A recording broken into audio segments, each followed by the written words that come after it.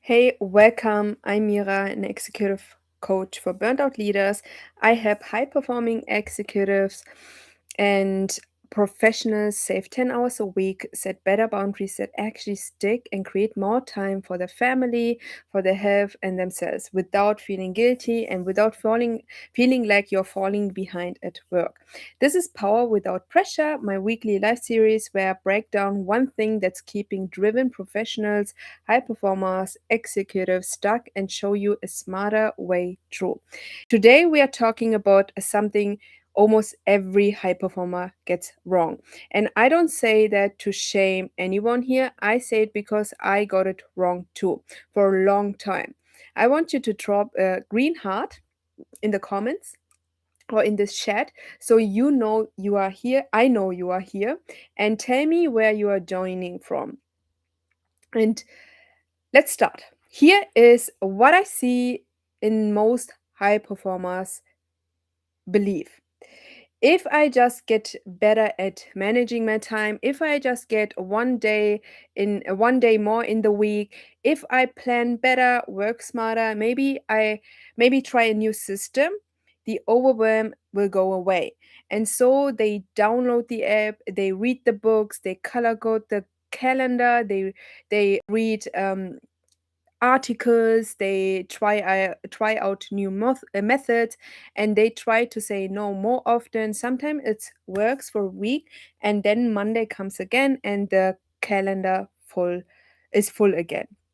And if you've been there, let me know and drop a yes in the comments, and I promise you, you are not alone. What I almost hear from every high performer I talk to, or recently a client told me, I've been setting the same intention to protect my evenings for 6 months and it still doesn't happen. And that's something I heard from a client before we work together. And if this sounds familiar, here's why that approach makes sense on paper, but it doesn't work in real life. Time management is a skill problem, but overcommitting is not a skill problem. It's an identity problem. It's a nervous system problem. When you were rewarded for doing more, for being available, for saying yes, for being the committed one and always available, your brain learned more output equals safety. My value lives in my usefulness.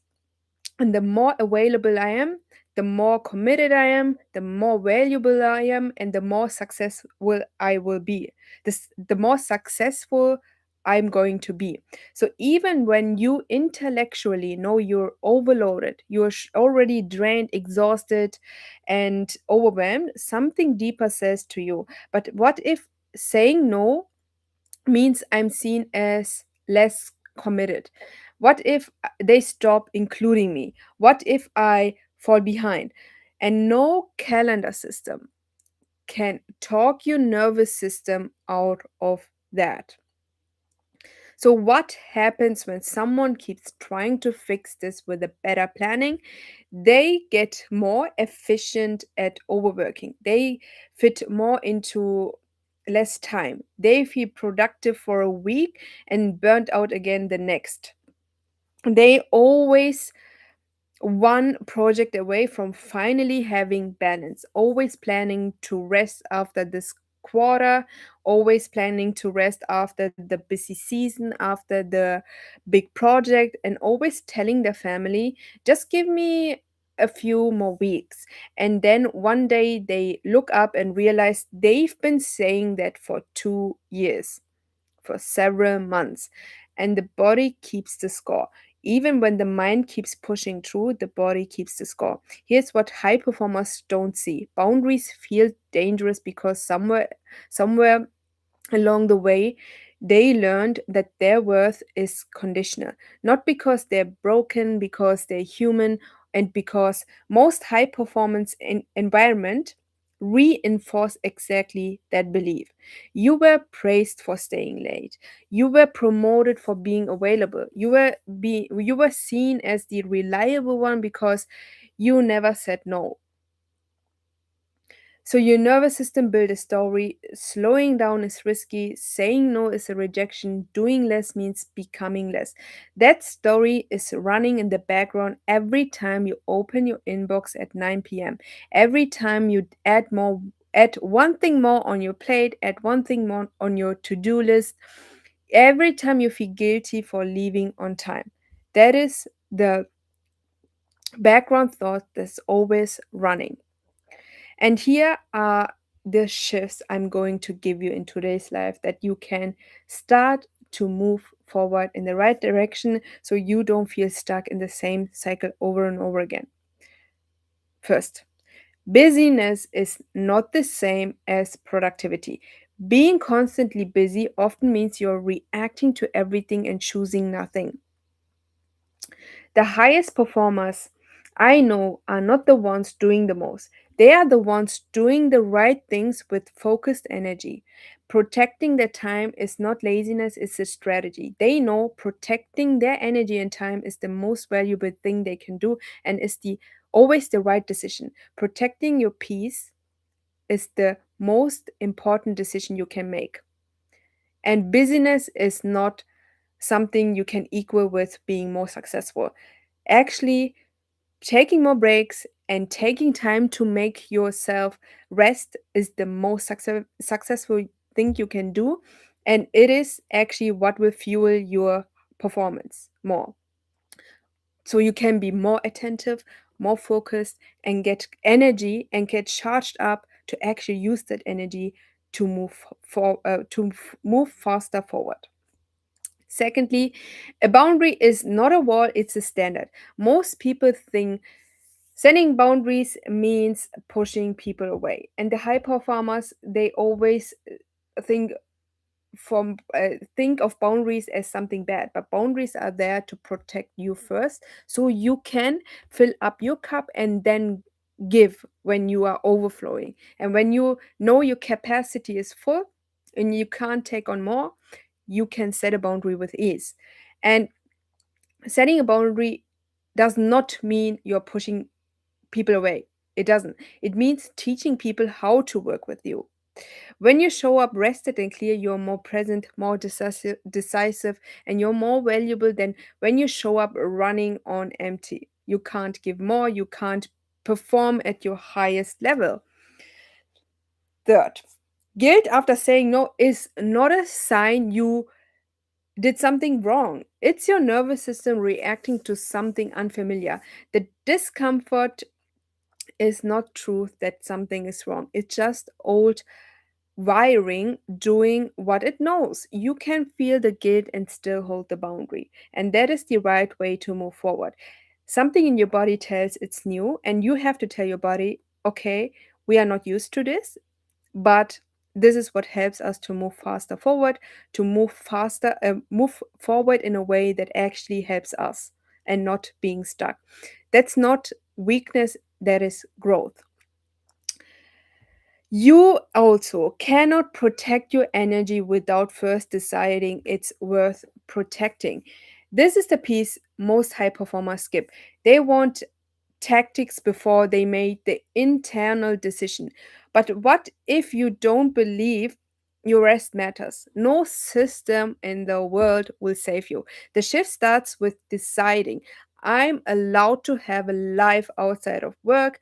That is not selfish. That is what makes everything else sustainable. And you know what? Be selfish. You have to be selfish. You have to be selfish in order to protect your time, your energy, and in order to succeed in life. You can't always look for other people and then complain nothing is happening the way you want it to be. Last but not least, the goal is not to work less. It's to stop bleeding energy on the wrong things. When you get clear on what actually moves the needle, you realize you've been spending enormous amount of time and mental energy on things that don't. And that clarity combined with nervous system regulation is how you save 10 hours a week without dropping anything important. So bring to bring this all together, what we talked about today. The problem was never that you don't know how to manage your time. The problem is somewhere in your history. Doing more became the way you felt safe, and no productivity hack can rewire that. And what can rewire it is working on the identity underneath, on what you believe about your worth, on what your nervous system thinks it's safe. That is the real work, and it's the work that actually creates lasting change, not just a better week before things got back to normal. You are not the person who has to earn the rest. You are not only valuable when you're useful to others. You don't have to choose between success and your health. Those are the stories you are telling currently yourself. They are not the truth. You are choosing to believe that way. If this resonates with you, I want to tell you what I do. My program, my one on one program, the Realign Method, helps high performing executives save 10 hours a week, set better boundaries that actually stick, and create more time for family, for health, and themselves without feeling guilty, without falling behind at work. And we work on the patterns underneath, not just the to do list on the top. So the change you make this month is still there 6 months from now. It's about sustainable growth, not that shortcut outcome you are craving. Then you're not the right person, then I want you to leave here. And here's the thing, every week you wait, the cycle continues, the calendar fills up, the evening disappears again, the conversation you meant to have with your family gets pushed later. And there's no right timing, you create the timing. And when you're already aware of this, you have to be responsible for taking the steps toward change. Later keeps moving, and the longer this goes on, the harder it is to break the pattern on your own. So if you're ready to actually do something different, here's how to take the next step. DM me the word ready, and I will send you the link to book a call right now with me. It takes only 2 minutes to book a call. We look at exactly where the gaps are and what it would take to get your time and energy back. I'll be there. I will be there, and come find me. DM me the word reset. Not reset, ready, sorry. Thank you for watching, guys. We will see us in the next live.